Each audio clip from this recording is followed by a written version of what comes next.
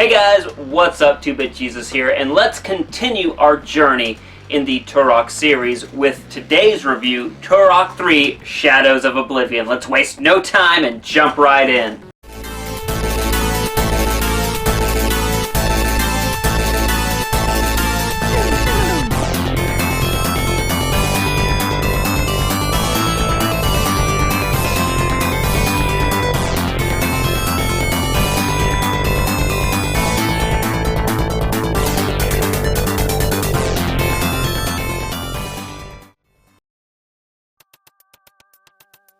Turok 3 Shadow of Oblivion is a first-person shooter developed by Acclaim Studios Austin and published by Acclaim Entertainment. It was released for the Nintendo 64 in the fall of 2000. Though the developer's name is different, this is still the Iguana Entertainment team working on this title. I'm guessing Acclaim Entertainment wanted to show that they fully owned the studio, so they changed its name to Acclaim Studios Austin. Our development team seems to have gotten over their expansion pack obsession with Turok 3, where Turok 2, one of the main pushes when developing that game was to make use of the expansion pack. Turok 3, the team shot to develop the game first for the base N64 and add enhancements for owners of the expansion pack later in the development. What this gave us was a more stable frame rate and overall performance for Turok 3 over Turok 2, when playing the game on an N64 that did not have the expansion pack. You can tell our development team really felt the pressure from Rare Studios. Keep in mind, the first Turok game came out before even GoldenEye came out, but by the time we get to Turok 3 Shadow of Oblivion, Rare had already given us 007 GoldenEye on the N64, as well as Perfect Dark on the N64. The team went to town rewriting its graphics engine, improving on a lot of issues that were still in Turok 2, mainly your draw distance, but also they really improved the overall graphics and visual presentation of Turok. You can tell the development team really took a lot of inspiration from the Perfect Dark series. They originally intended for there to be a co-op mode in this game. Now, in the single-player mode, you get the chance to play two characters, and they were going to plan for there to be a co-op mode where player 1 and player 2 played through the entirety of the campaign together with both characters. The team unfortunately ran into technical difficulties pertaining to the two playable characters' special abilities, and they had to scrap this mode. A personal little tidbit I have with this game is this was one of the first games I was really excited about its release. I had a subscription to EGM back in the day, and I kept hearing about this game. Now, I loved Turok 2, and I liked Turok 1. I had played both those games, but again, I absolutely loved Turok 2. So in my EGM monthly, I kept reading about Shadow of Oblivion and being super excited for that game. And unfortunately, I never got it. I don't remember it ever being at any of my local stores. But this was one of the first games that I got really hyped for when I was a kid. So with these tidbits done, let's see if Shadow of Oblivion during the N64's twilight years is a worthy successor to the Turok mantle. Controls have been further tightened up in Turok 3. While I definitely wouldn't mind a modern port of this game, where I would have access to a dual-stick controller that would make it feel more smooth, Acclaim Studios has at least done the best they could to make the controllers feel more smooth. One of the biggest positives is the playable character choice you have. Unlike Turok 1 and 2, where you only get to play that one character, in Turok 3 you get Danielle and Joseph, the siblings of our main character from Turok 2, and they also have special abilities. Danielle has a grapple hook where she can traverse levels and her own unique assortment of weapons. Joseph, vice versa, has the same exact thing. He can crawl into small spaces, which is not as cool as using a grapple hook. He also has night vision goggles and a sniper rifle. So basically, if you want to play Turok how it is meant to be played, you would play Danielle. You go through the levels, just mowing enemies down with your weapons, and if you want a more stealthy approach, I would suggest Joseph with his sniper rifle, night vision goggles, and being able to get into small places and sneak by. All of the series' previous weapons seem to have made a return to this game, In particular, our cerebral bore is back, and it has a second feature now. You can remotely detonate the cerebral bore. That being said, I feel like they nerfed the weapons a lot in this game. The weapons feel incredibly weak against enemies now, especially the shotgun, so that is one negative compared to the previous titles in the series. Turok 3's level design is much more focused.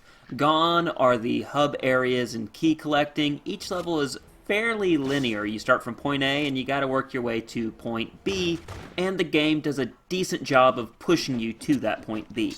And while yes, we've lost some of that Turokiness with those big open levels that you would explore, you don't have to backtrack and collect keys anymore, so that's a plus for me.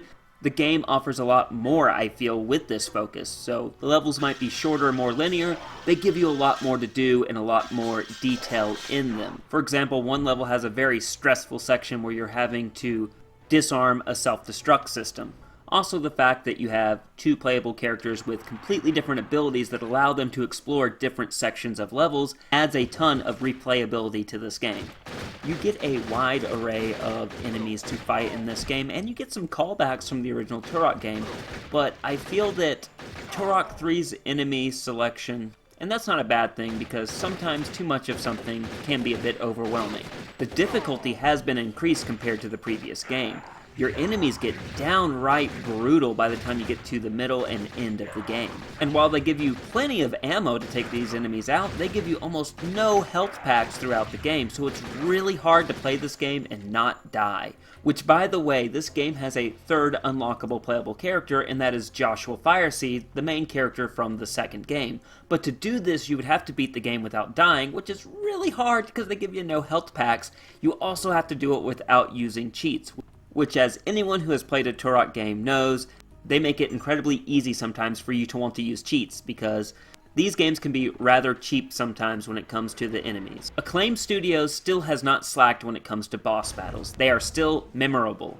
They do take a different approach this time, so instead of previous titles where you would just have to unload all of your ammo until the boss died, bosses in Turok 3 have a more puzzle approach to them, so you'll have to take some sort of action to weaken the boss or stun the boss, and then you can unload your ammo onto them and kill them. As stated earlier, the game is more linear, so the level design is more linear. And while I do enjoy the greater emphasis on focus, I do feel we are losing something here. The great thing about the Turok games is the big open areas to explore, and while, yes, Turok 3 does have some big open areas to explore, the game is constantly pushing you towards the end of the level, and I feel like we've lost something here. Acclaim Studios was trying to be forward-thinking with the franchise, as this is where first-person shooters were evolving too. A lot of games were making this step. You could look at Perfect Dark, for instance. But I do feel we lost some things in the gameplay that made Turok, well, Turok. And Turok 3 really just feels like your average first-person shooter at this point and doesn't really feel unique. So Turok 3's gameplay is solid, but average. 2 bits. I'd buy that for $1. Out of 4. Sound is a mixed bag. So while a lot of the qualities, the really good qualities of Turok 2's sound have made it over, your weapons still sound very impactful. The sound effects of your weapons tearing through your enemies and their death cries are all still there and great. The voice acting has that late 90s, very campy deliveries, and honestly, it is okay, but the quality of it sometimes is not so great. Sometimes the voices sound very compressed, and that might be due to it being cartridge-based on the N64. The soundtracks aren't that memorable either. I mean, they fit with the overall aesthetic of the game, but, like, nothing really stands out. Not like Turok 2's soundtrack, and I swear some of the soundtracks in this game came over from Turok Rage Wars. The music selection might be the biggest letdown in this game. So, sound gets a bit and a half. I'd buy that for $1. Out of 4. Why won't you let me help you? The child. What? The child is the key, Danielle. I don't understand, Josh. I don't expect you to. I'm not sure I understand myself, not completely. Turok 3, visually at this point in the series, was the best looking game in the series.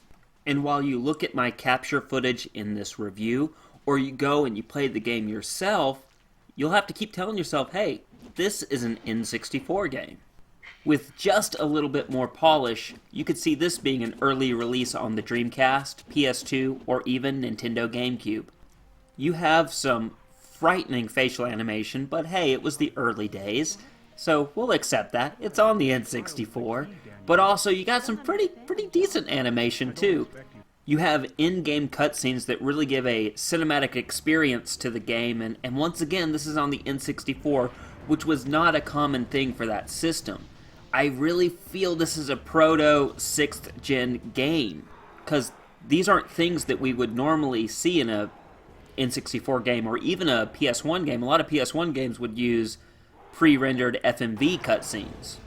Model details are awesome too. I mean, our big 4 main characters, Joshua Fireseed, Danielle, Josh, even Adon, all look phenomenal. They put a lot of resources into those models, but also the side characters, they put a lot of detail into them, and our enemies are also phenomenal looking, and some of them grotesque looking. And even some of the supporting characters are kind of like, I mean, look at this gag ball character. What the hell? What were they thinking? Props to our development team, and in particular, our artists on this game. I'm so used to modern gaming, and I really feel that a lot of artists out there in gaming, they're not allowed to really express themselves or really experiment nowadays. It's all, it's all cookie cutter. This is what makes a great game. And at least back in this era, I can really appreciate, even though some of these, like this, again, this gag ball character really freaks me out, even though it's off-putting to me, at least artists had the freedom to design things that they wanted to design and weren't forced into a box. I also really appreciate the lighting in a lot of sections of this game. They did great work there. I'm telling you, just if you put a little work into your lighting in a game, visually, it makes all the difference. And without a doubt, Turok 3 Shadow of Oblivion is the best looking Turok game on the N64. There is some scaling issues, though, with the graphics. In particular, the most glaring thing was an intro with Joshua Fireseed's house. I mean, clearly you can see it. Look.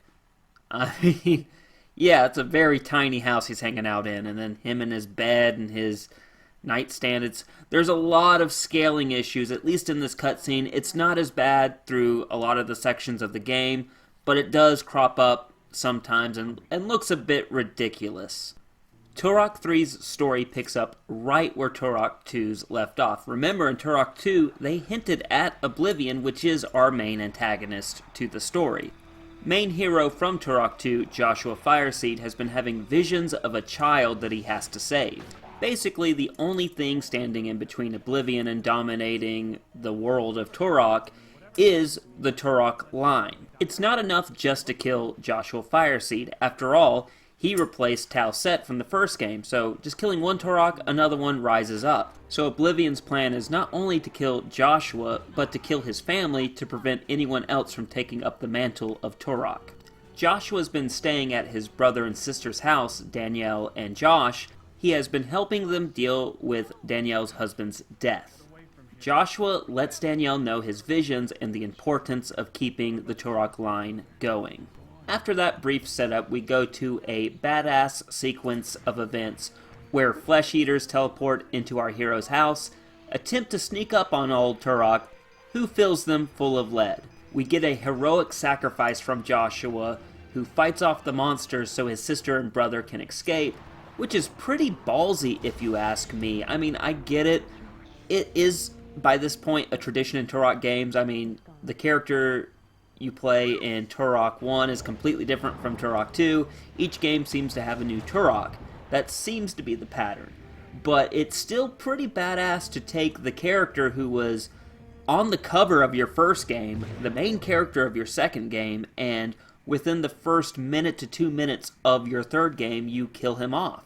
I mean, imagine if, say, Bungie had killed off Master Chief within the first 2 minutes of Halo 2. I mean, it's that level, I feel, and I commend them for their ballsiness. Josh and Danielle, after escaping the house, get picked up by Adon, who takes them to these weird-ass talking heads, who we have never seen before, but apparently they're the council, and they, I guess, order Adon around, who in turn goes to Turok and gives Turok their mission.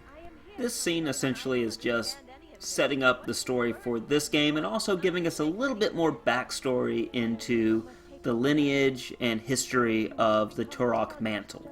This scene's purpose also is for the player to select which character they would like to play.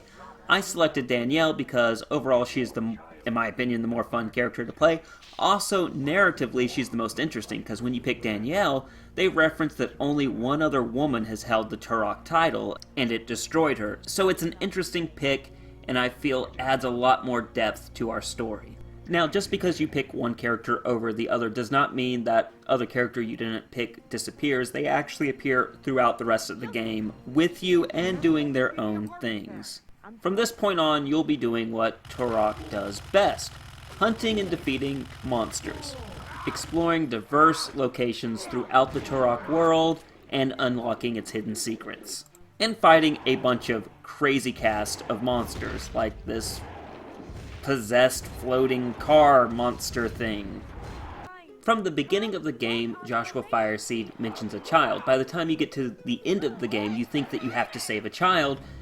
Plot twist, it turns out the child is the main villain, Oblivion, and you have to defeat it. This final fight has a couple of sections to it. The first is a big-ass monster you have to fight, and the second is it using Joshua Fireseed to attack you. You defeat Joshua Fireseed and use your magical Turok bag to seal Oblivion away.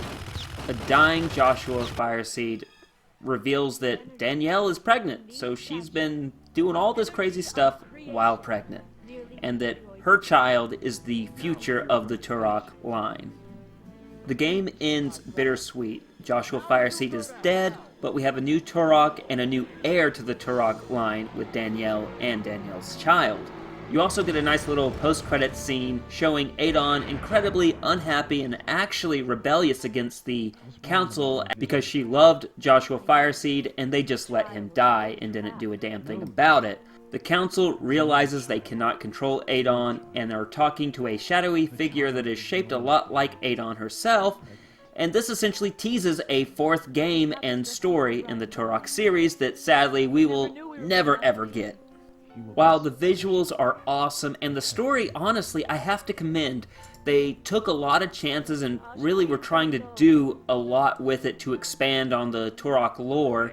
They were really just all over the place story-wise by the time you got to the end of the game. I mean, I wish they would have done a little bit more foreshadowing or just a little bit more build-up to the reveal of Danielle being pregnant. I mean, it just happens out of nowhere in the game. It's quite shocking. I feel just a little bit more polished, a little bit more dialogue and story might have helped us ease into that. But, I mean, I get it. You're working on a budget, a time constraint. This is an N64 game, not known for great storytelling games, more the gameplay. I get it. But at the end of the day, it is what it is. Presentation gets a solid 2 bits. I'd buy that for $1. Out of 4. She grows more insolent by the day. She loves him. No matter. She's a danger to us all. Prepare yourself. Of course, Counsel. So Turok 3 Shadows of Oblivion is an interesting title to me. It bridges the gap between what I would say those old school PC style or Quake style shooters and the more modern narrative driven shooters. So, if you will, bridging the gap between, say, Turok 1 and 2 / those Quake type of games and, say, Halo, if you will. The single-player campaign of Halo.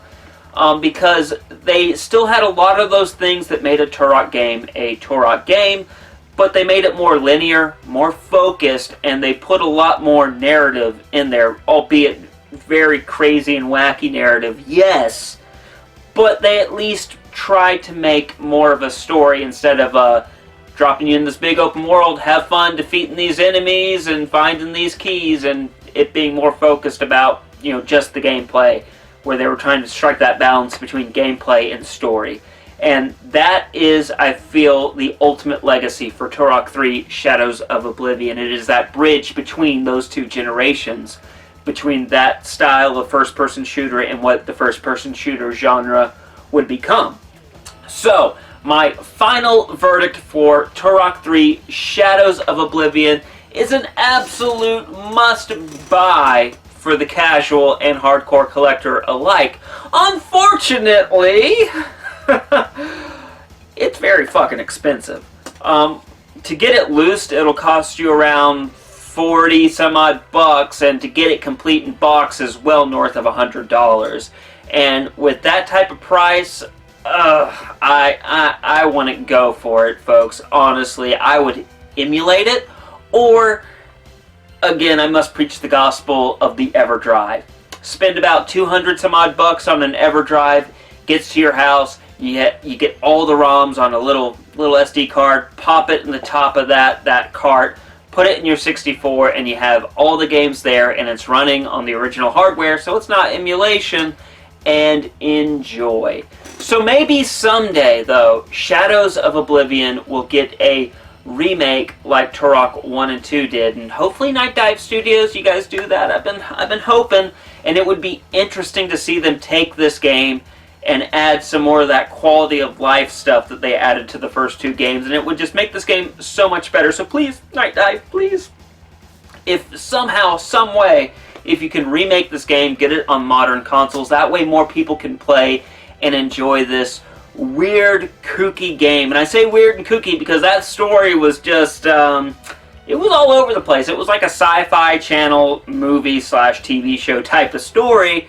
And yeah, I highly recommend everyone experience it. And so with that, we are closing the books on the N64 Turok games. Please let me know in the comment section below what you guys thought of Turok 3 Shadows of Oblivion. Please be sure to hit that like button, hit the subscribe button, that way you don't... Oh, most importantly, I almost forgot. I forgot in the last few episodes, but I'm not forgetting today.